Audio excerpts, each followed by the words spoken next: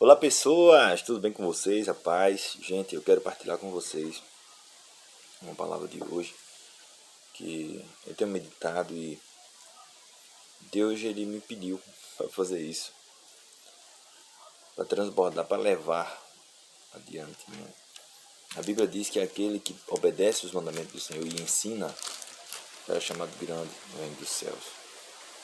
Então a palavra nos chama, nos orienta, nos conduz a levar adiante aquilo que Deus nos dá.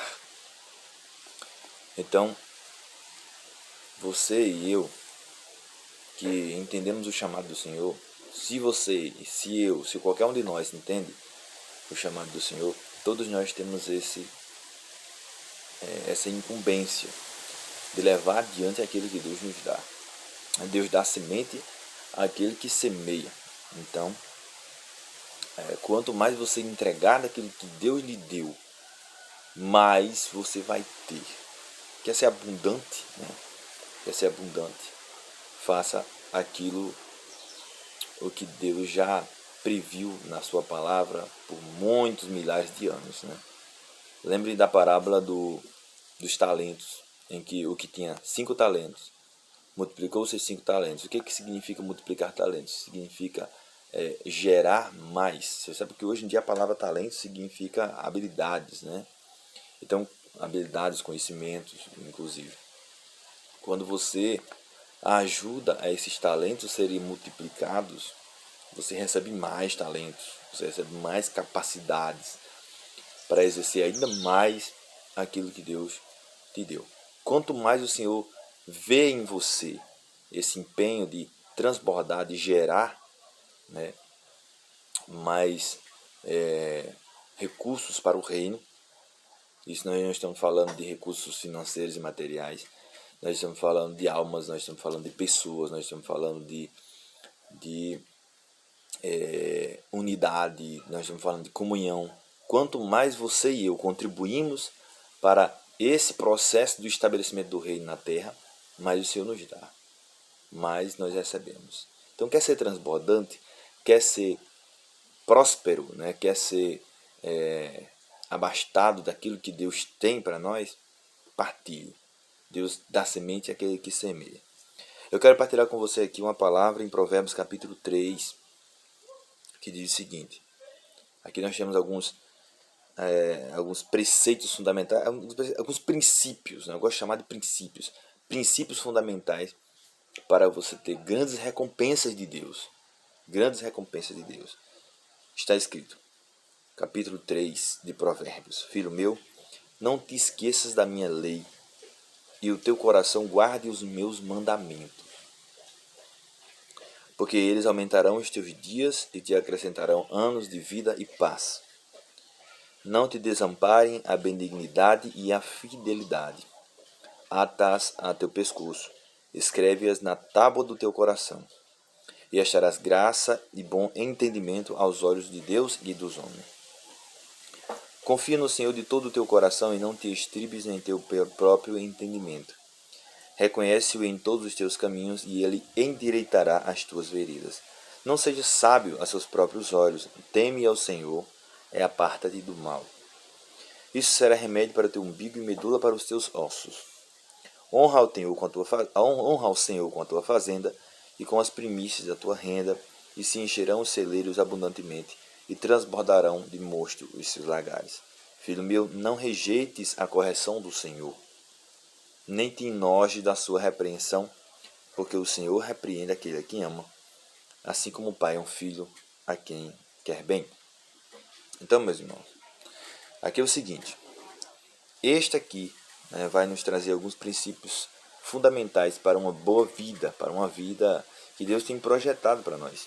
Primeiramente, a palavra de Deus vai nos dizer, lá em Provérbios capítulo 7, versículo 11, que o princípio do Senhor, o temor do Senhor, é o princípio da sabedoria. Quer ser sábio? A primeira coisa que você tem que fazer, temer ao Senhor. E todos nós já sabemos que temer não é ter medo. Temer é dar honra, é dar prioridade. Temer é ter discernimento de quem Ele é. entender que Ele é digno de respeito, de honra, de louvor, de obediência. E aqui a gente já quer coloca aqui o fio principal desta pregação aqui, desta explanação aqui. Estar e desfrutar do reino de Deus é uma decisão. Não é uma coisa sobrenatural. Não é algo que você espera acontecer. Estar no reino de Deus, ser escolhido, viver as benesses do reino de Deus, chama-se decisão. Quando Jesus disse: se alguém quer vir após mim, tome a sua cruz. Renuncie a si mesmo. Tome a sua cruz todo dia e siga-me. O que ele está querendo dizer com isso? Ele está querendo dizer: deixe de lado as suas próprias decisões, os seus próprios pensamentos, as suas próprias vontades e busque a vontade do reino. Busque aquilo que é a cultura do reino, que é projeto de Deus no reino para você. Deus ele tem nossa vida, nossa visão em um grande projeto no reino dele. O reino do Senhor é o que ele tem preparado para nós. Mas ele não tem preparado num futuro, ele tem preparado o reino, porque Jesus disse: o reino de Deus está no meio de vós. Então Deus ele quer que nós desfrutemos deste reino. E para desfrutar desse reino nós temos que só tomar uma decisão: obedecer aos princípios do reino. Nós não podemos dizer que pertencemos ao reino de Deus se nós não temos a intenção e a decisão de viver conforme os princípios do reino. Só está no reino quem obedece ao que o reino prevê, ao que o reino tem. Como você vai viver num lugar? Como você vai desfrutar de um ambiente em que não há nada em você que seja nele? É como se você fosse uma pessoa que quisesse viver no espaço sideral, por exemplo, sem oxigênio, porque você não respira sem oxigênio. Então entrar no reino sem as vestes, entrar no reino sem a cultura do reino é só impossível. Só que nós sabemos que o reino de Deus está disponível a todos. Todos hoje temos acesso ao reino. Estamos no ano aceitável do Senhor. O reino de Deus está aberto a qualquer um, porque a Bíblia diz que nos últimos dias Deus derramará do Espírito sobre toda a carne. E vossos filhos e vossas filhas terão visões, e vossos velhos sonharão sonhos. E eis que todo aquele que invocar o nome do Senhor será salvo. Ou seja, o reino de Deus está disponível para todo mundo. Mas somente os que tomam decisão de viver nesse reino é que vão desfrutar dele. Filho meu, obedece os meus mandamentos, a palavra de Deus diz. Quanto tempo Jesus não falou para os discípulos: vocês me chamam de Senhor, mas não obedecem aos meus mandamentos? Aquele que me ama obedece aos meus mandamentos. É a obediência, irmãos. Entenda que é a obediência que vai levar você de um nível maior, de um nível menor para um nível maior. É a obediência que vai fazer você crescer. É obediência à palavra. Irmãos, aqui é que eu tenho que obedecer. Irmão, aqui eu tenho que obedecer. Obedecer aquilo que ele disse. Sede santo em toda a vossa maneira de viver. Sejam separados, diferenciados do mundo. Não se conformem com esse século, mas sejam transformados pela renovação de vossa mente. E só precisa você tomar uma decisão: sim, eu quero. E o próprio Deus vai escrever a sua lei nos seus corações. O próprio Deus vai fazer você compreender onde você pode e onde você não pode pisar. Ele não nos deixou sozinhos. Ele não vai nos abandonar nessa tentativa de obedecer ao reino. Mas cabe a você primeiro ter uma decisão: sim, Senhor, eu quero obedecer a tua palavra. Porque na hora que você decidir, na hora que nós decidimos, na hora que eu decidi obedecer a palavra do Senhor, Eu vi a obra de Deus acontecer na minha vida. Por muito tempo, as coisas na minha vida não aconteciam. Mas na hora que eu decidi obedecer a palavra do Senhor, eu vi os frutos na minha vida. E você vai ver também os frutos na sua vida. E você sabe muito bem que quando você obedecia no seu primeiro amor à palavra do Senhor, coisas extraordinárias aconteceram na sua vida. Aos poucos você foi deixando de obedecer. Foi como diz a parábola da semente. As coisas do mundo foram sufocando a tua obediência. Irmão, eu quero dizer para você que o maior de todos os princípios, a maior de todas as chaves pelo qual você pode viver as coisas do reino de Deus, não é a oração, não é o jejum, não é o sacrifício de, sei lá, de rituais, você ir aos cultos, não é o fato de você estar na religião, não é o fato de você ir para a igreja todos os dias, não, a maior chave de você receber, desfrutar dos benefícios do reino é a obediência, porque qualquer que obedecer e assim ensinar os homens, esse será chamado grande no reino dos céus. A obediência é a chave que destrava o reino de Deus na sua vida.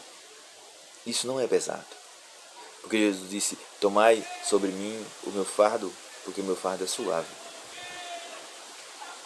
O que Jesus está querendo dizer é que a decisão da obediência não é pesada, porque ele vai ajudar você a obedecer. Ele vai te ajudar a obedecer. Você precisa só tomar a decisão. O seu trabalho é só decidir. Porque na hora que você decidir, ele vai te ajudar. Mas essa decisão é todo dia, como ele disse, toma cada dia sua cruz. É todo dia. Todo dia. Porque os mandamentos do Senhor acrescentarão anos de vida e paz. Anos de vida e paz. Quer ter muitos anos de vida, quer viver bem e muito tempo. Obedeça aos mandamentos do Senhor. Versículo 3 diz: não desamparem a benignidade e a fidelidade. Que a benignidade e a fidelidade não te desamparem. Ou seja, ata a benignidade e a fidelidade ao seu pescoço e escreve a benignidade e a fidelidade nas tábuas do teu coração. O que significa benignidade? Seja bom. Seja bom para com os outros. Tenha bondade no seu coração. E seja fiel a Deus e a todos à sua volta. Porque isso tem uma recompensa. Você vai achar graça e bom entendimento aos olhos de Deus e dos homens. A bondade e a fidelidade para com Deus e para com os homens vai fazer com que você seja reconhecido. Vai fazer com que você seja entendido por Deus e pelos homens. Agraciado. Sabe aquela história de que José no Egito, Deus dava graça diante dos homens para que os homens gostassem de José. José foi levado como escravo na casa de Potifar, e dentro da casa de Potifar, Deus fez Potifar ver em José um homem de graça, um homem cheio de graça e um homem cheio de entendimento. E Deus o exaltou, e Potifar se agraciava dele, porque ele era um homem que tinha essas duas coisas. Ele tinha benignidade e ele tinha fidelidade. Gente, a fidelidade no seu trabalho, a fidelidade na sua família, a fidelidade nos seus relacionamentos, nas suas amizades, a fidelidade nos seus estudos, a fidelidade ao redor, a ser fiel àquilo que você é, ser fiel àquilo que você vive, vai fazer que você tenha bom grado, você tenha boa graça, que as pessoas olhem para você e vejam em você um espírito excelente, como era em José. Um espírito excelente. Esse espírito excelente é um espírito cheio de bondade e de fidelidade. E assim você vai achar graça diante de Deus e dos homens. Quer ser agraciado? Quer que as pessoas olhem para você e digam: esse menino é diferente, bota esse menino aí para gerenciar, bota esse menino aí à frente, bota esse menino para liderar. Destaca esse menino aí, porque você está sendo fiel. Confia no Senhor de todo o teu coração e não te estribe no teu próprio entendimento. Eu trabalhava com uma pessoa que dizia para mim assim, a Bíblia é estranha, ela diz para eu não confiar no meu próprio entendimento e eu vou confiar em quê? O problema é que seu próprio entendimento é limitado. A Bíblia não está querendo dizer que você seja uma pessoa que não confie em si, naquilo que você sabe. A Bíblia está dizendo que se você se sustentar naquilo que você mesmo entende, você vai ser limitado. Porque ele está dizendo o seguinte, não seja sábio aos teus próprios olhos, teme o Senhor e aparta-te do mal. Porque a sabedoria dos homens é uma loucura diante de Deus. Toda a sabedoria dos homens é loucura diante de Deus. Os homens se perdem na sua própria sabedoria.